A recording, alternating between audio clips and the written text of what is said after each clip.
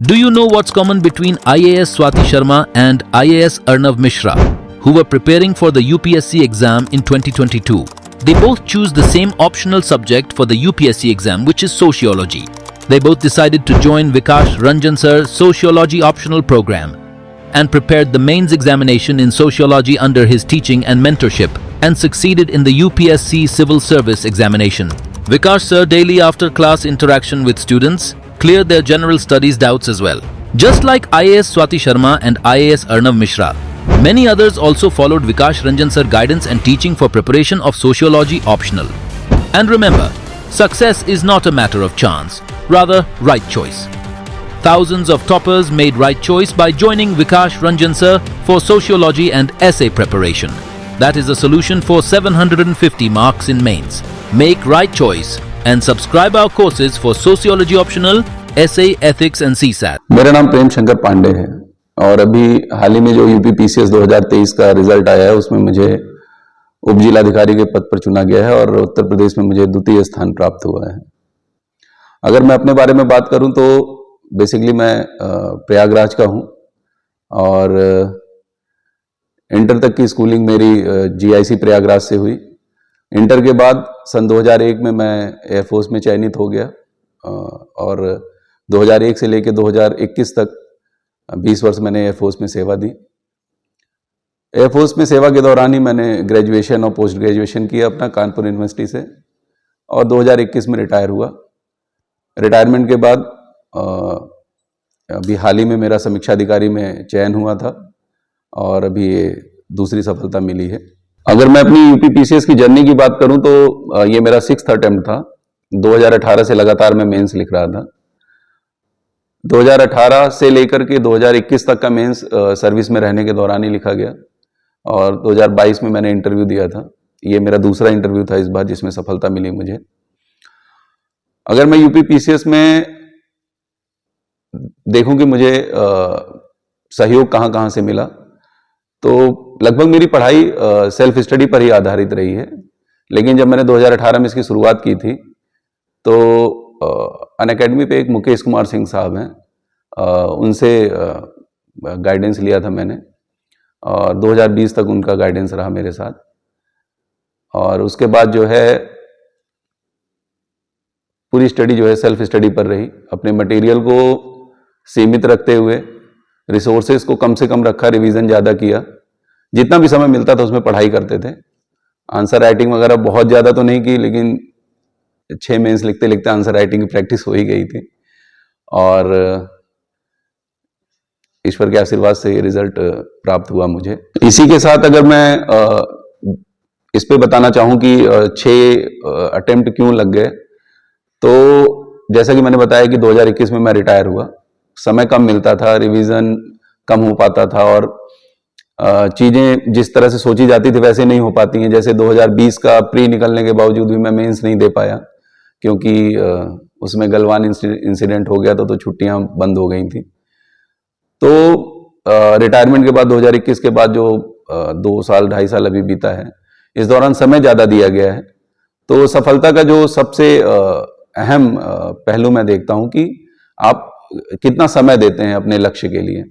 आप अगर समय अच्छा देंगे तो आप रिवीजन भी अच्छा करेंगे और चीजें आपके अनुसार फिर वैसे ही हैपन हो जाती हैं। इस तैयारी में अगर कोचिंग की बात करें तो गाइडेंस निश्चित तौर पर जरूरी होता है। अगर किसी को फैमिली में ही गाइडेंस मिल जाए तो इससे अच्छी बात नहीं है। लेकिन कोचिंग से मैं इतना कहूंगा कि आपको एक निरंतरता मिल जाती है, आप भटकते नहीं हैं। लेकिन कोचिंग बहुत जरूरी नहीं है। अगर आप अपने संकल्प के प्रति दृढ़ निश्चय हैं तो आप पा सकते हैं। लेकिन बिल्कुल ये एग्जाम ऐसा है कि बिना गाइडेंस और एक ग्रुप के जो है इसको निकालना थोड़ा कठिन पड़ता है। अगर यूपी पीसीएस में प्री मेंस और इंटरव्यू के लिए मैं अपनी स्ट्रेटजी की अगर बात करूं तो इसमें सबसे मुश्किल जो सामने आता है लोगों के सामने वो प्री ही आता है क्योंकि क्वालिफाइंग होता है और बहुत वास्ट सिलेबस को रटना होता है, मतलब समझना होता है और बहुत से लोग उसी स्टेज में बाहर हो जाते हैं। तो मेरा अपना मानना है कि आप जो पढ़ाई करते हैं अपने रिसोर्सेज का जितना अच्छा रिवीजन करेंगे आप उतने अच्छे मार्क्स प्री में ला सकते हैं। लेकिन आंसर्स को करने से ज़्यादा ये भी जरूरी है, क्योंकि नेगेटिव मार्किंग होती है तो हम गलतियां कम से कम करें। क्योंकि मैंने देखा है ऐसे बहुत से लोग हैं जो अपनी गलतियों के कारण प्री क्वालिफाई नहीं कर पाते हैं और उन नेगेटिव मार्किंग के कारण बाहर हो जाते हैं। तो प्री में मैं समझता हूं ये थंब रूल होना चाहिए कि आप नेगेटिव मार्किंग को ध्यान में रखते हुए गलतियां कम से कम कीजिए और निश्चित रूप से प्री आपका निकलेगा। जैसा कि मेरा प्री 6 बार निकला था। और मेंस की अगर बात करें तो यहाँ भी वही आता है कि अपने रिसोर्सेज को सीमित रखिए, स्टैंडर्ड रिसोर्स रखिए, ज़्यादा से ज़्यादा रिवीजन कीजिए और 3 घंटे में 20 क्वेश्चन लिखने की और 4 दिनों में 8 पेपर लिखने की क्षमता आपके अंदर होनी चाहिए। उतनी आंसर राइटिंग तो प्रैक्टिस आपको करनी पड़ेगी और अच्छे से अच्छा रिवीजन कीजिए, चीज़ों को प्रेजेंटेबल बनाइए, तो मेंस भी आपको अच्छा नंबर देगा। और क्योंकि अब ऑप्शनल सब्जेक्ट है नहीं तो आपको GS 1, 2, 3 और GS 5, 6 में बहुत थोड़ा ही अंतर है। आपको यूपी के कंटेंट को रिलेट करना है उसके साथ में। और रही बात इंटरव्यू की, तो इस बार इंटरव्यू बिल्कुल बदला हुआ था। जैसा कि पहले से भी ऐसा खबर प्राप्त हुई थी कि इंटरव्यू इस बार मौखिक परीक्षा की तरह नहीं होगा, तो बिल्कुल एकदम नॉर्मल बातचीत की तरह था। तो अगर आप देखेंगे तो प्री मेंस इंटरव्यू अब ऐसा हो गया कि तीनों एक साथ कंबाइंड स्टडी करने की जरूरत है। और जिसमें अगर मोटे मोटे रिसोर्सेज की बात की जाए तो आप न्यूज़पेपर लगातार पढ़िए। इसके साथ में आपका जो प्री के लिए, मेंस के लिए जो भी मटेरियल है वो कम से कम रखिए, जिसमें पूरा सिलेबस कवर होता हो, और उसी को बार बार रिवाइज करते रहिए। और इसके साथ में जो सिलेबस है आपका, जो सिलेबस के जो पॉइंट्स हैं, उसके ऊपर आपके पास एक एक पेज में अगर नोट्स बुलेट्स में आपके पास प्रिपेयर हो जाते हैं तो लास्ट टाइम रिवीजन भी अच्छा होता है और वो आपको बहुत हेल्प करते हैं। मैं अपनी इस सफलता का श्रेय जैसा कि मेरे माता पिता को है और ईश्वर को है, इसके साथ साथ मेरी अपनी मेहनत भी है। और इन सब से बढ़कर मुझे कुछ ऐसे मित्र मिले जिनके साथ तैयारी की गई और आज उन मित्रों में से कुछ लोगों का नहीं हुआ है, लेकिन यह है कि उन मित्रों का भी बहुत बड़ा योगदान है मेरी सफलता में। अगर मैं आने वाले एस्पिरेंट्स को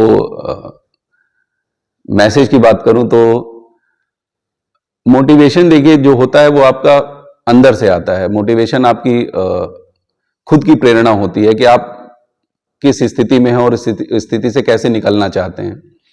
तो मैं तो यही कहूंगा कि बाहर मोटिवेशन ढूंढने से अच्छा है कि आप अपने अंदर मोटिवेशन ढूंढें, देखें कि आप किस स्थिति में हैं, आप कौन सा लक्ष्य पाना चाहते हैं, और अगर वो आंतरिक प्रेरणा आपके अंदर है तो बाहर आपको किसी मोटिवेशन की जरूरत नहीं है। आप निरंतर अनवरत अपने लक्ष्य के लिए लगे रहिए, निश्चित रूप से सफलता आपको मिलेगी। भटकाव जितना कम होगा, लक्ष्य पर निगाह जितनी अच्छी होगी और मेहनत जितना आपकी दृढ़ होगी, मजबूत होगी, सफलता उतनी जल्दी आपको मिलेगी। अब मेरी इस यूपीपीसीएस में मैंने कौन से बुक लिस्ट या मेरी बुक्स कौन कौन सी रही, अगर इसकी बात करें तो लगभग पीसीएस के लिए जो स्टैंडर्ड बुक्स होती हैं, GS 1, GS 2, GS 3, GS 4 के लिए और अब GS 5, 6 के लिए, तो जो मार्केट में अवेलेबल है स्टैंडर्ड बुक्स हैं, लगभग मैंने सब वही फॉलो की हैं। अगर GS 5, 6 की अलग से बात करूं तो यूथ कंपटीशन की क्वेश्चन आंसर फॉर्मेट में एकदम अभी लॉन्च हुई थी, वो थी। इसके बाद GS 5, 6 के लिए मैंने ध्येय कोचिंग में से वहाँ से हेल्प ली थी। 2-2.5 महीने का कोर्स था, उसको किया था। और इससे पहले GS 1, 2, 3, 4 की बात करें तो GS 1 के लिए लगभग सारी बुक्स आप लोग जानते ही हैं, उसमें कुछ ऐसा बताने की जरूरत नहीं है। हाँ, ये है कि विजन के कुछ मंथली मैगजीन्स आती हैं, मैंने उन सिलेबस के पॉइंट्स को उससे जो है अपडेट किया था कि आप कुछ जो आंकड़े होते हैं या परिभाषाएं होती हैं या कुछ आपको फ्लो चार्ट वगैरह मिल जाते हैं, उसमें डायग्राम्स मिल जाते हैं, उनसे उनको इनरिच कर लिया था। और इसके साथ में घटना चक्र का जो 6 बुक सेट आता है मेंस के लिए, वो पूरा का पूरा भी वो भी मेरे रिसोर्सेज में था। प्री में बात करें तो प्री में पूरी तरह से मैं घटना चक्र पूर्वावलोकन पर ही डिपेंडेंट था। इसके साथ में घटना चक्र की जो करंट अफेयर मैगजीन्स वगैरह आती हैं उस पे, इसके अलावा और कोई रिसोर्स नहीं था। इस परीक्षा में माध्यम का भी एक बहुत चर्चा होती है। मैं हिंदी माध्यम से हूँ और मैंने सारे अटेम्प्ट हिंदी माध्यम से ही दिए हैं। मेरी राइटिंग भी बहुत अच्छी नहीं है और यही कारण था कि इस बार मैंने जेल पेन यूज किया था। तो माध्यम का अगर मैं देखूं तो इस बार का रिजल्ट आपको दिख रहा होगा कि शायद रैंक 1 रैंक 2 मैं खुद सब हिंदी माध्यम से हैं। तो अगर आपकी मेहनत अच्छी है और आपने अपने लक्ष्य पर जो है फोकस करके रखा है तो माध्यम मायने नहीं रखेगा, आपकी मेहनत रंग लाएगी एक दिन। क्योंकि माध्यम केवल अपने आप को अभिव्यक्त करने का साधन है। आप अच्छे से अभिव्यक्त करेंगे अपने आप को तो सामने वाला आपको जब समझेगा तो जरूर आपका आकलन अच्छा होगा। जब इस बार का रिजल्ट आया तो उम्मीद थी कि पीडीएफ में नाम होगा और यही कारण था कि जब रिजल्ट आया और मोबाइल में पीडीएफ डाउनलोड करके उसको स्क्रॉल किया, मतलब तो जैसे खुलता है तो हमने सबसे पहले उसको सीधा स्क्रॉल कर दिया कि नीचे से देखेंगे। तो बगल में बेटी मेरी बैठी हुई थी और उसने तुरंत देखा कि मेरा नाम जस्ट चला गया, तो फिर ऊपर आए और देखा तो सेकंड रैंक थी और उसके बाद 5-7 मिनट तक कुछ भी पता नहीं चला। Everybody ब्रोक्स out. तो काफी मतलब वो शब्दों में नहीं कह सकते कि वो सिचुएशन कैसी थी। मेरे पिछले प्रयासों और इस प्रयास में अगर अंतर की बात करूं कि क्योंकि इस बार सफलता मिली है, तो अगर मैं बदलाव की बात करूं तो मैंने पिछले 5 अटेम्प्ट पेन की बात कर रहा हूं, पांचों अटेम्प्ट मैंने जो है रोरिटो पेन से लिखे थे। इस बार का जो है अटेम्प्ट मैंने पेंटोनिक जेल पेन से लिखा था। और इसके अतिरिक्त अगर देखें तो जेल पेन से लिखने से मेरे लगभग हर पेपर 10 से 15 मिनट पहले खत्म हो जाते थे, कंप्लीट हो जाते थे।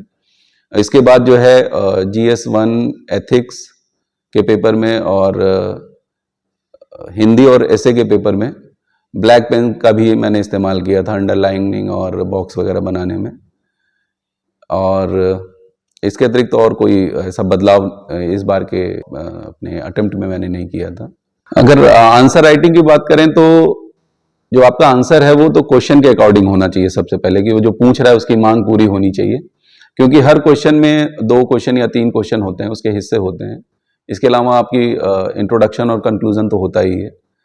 तो आप क्वेश्चन पैराग्राफ में लिखेंगे, बुलेट्स में लिखेंगे, कैसे लिखेंगे, ये उस क्वेश्चन की डिमांड के हिसाब से ही देखना चाहिए। क्योंकि ऐसा नहीं कि मैंने सारे क्वेश्चन पैराग्राफ में लिखे हैं या बुलेट्स में ही लिखे हैं। जिस क्वेश्चन की जैसी डिमांड लगती है कि अगर कुछ इन्यूमरेट करना है या कुछ चीजें हैं अगर डिस्क्राइब करनी है तो आप उसके अनुसार अपना फॉर्मेट बदल सकते हैं। और रही बात की आजकल डायग्राम और फ्लो चार्ट इन सब की भी बात होती है, तो ये भी मैंने अननेसेसरी में कहीं नहीं डाला है। जहां पे लगा कि हाँ रिलेवेंट है और मुझे याद भी है तो वहीं डाला था। और इसके अतिरिक्त आप प्रैक्टिस कीजिए, क्वेश्चन की डिमांड को पूरा कीजिए, बस इसके अलावा और कुछ नहीं। आपकी प्रैक्टिस ही आपको परफेक्शन की तरफ ले जाएगी। इंटरव्यू की बात करें तो ये मेरा दूसरा इंटरव्यू था। पिछला इंटरव्यू जो था वो अगर देखें तो 40-50% फैक्चुअल पे चला था, 40-50% ओपिनियन बेस्ड और सिचुएशंस पे था। पिछली बार मुझे 66 मार्क्स मिले थे।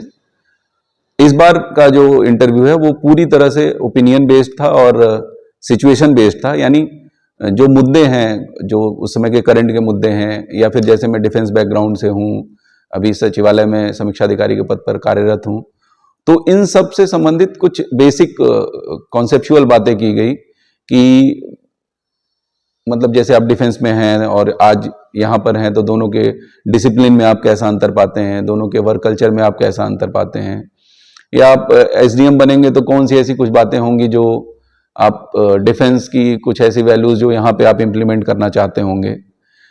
तो या फिर आप एसडीएम बन गए तो आप करप्शन को कैसे कंट्रोल करेंगे, या एज एसडीएम आप आज के समय समाज में, सोशल मीडिया के युग में मॉरल वैल्यूज की कमी हो रही है बच्चों में, तो उसके लिए आप क्या करेंगे।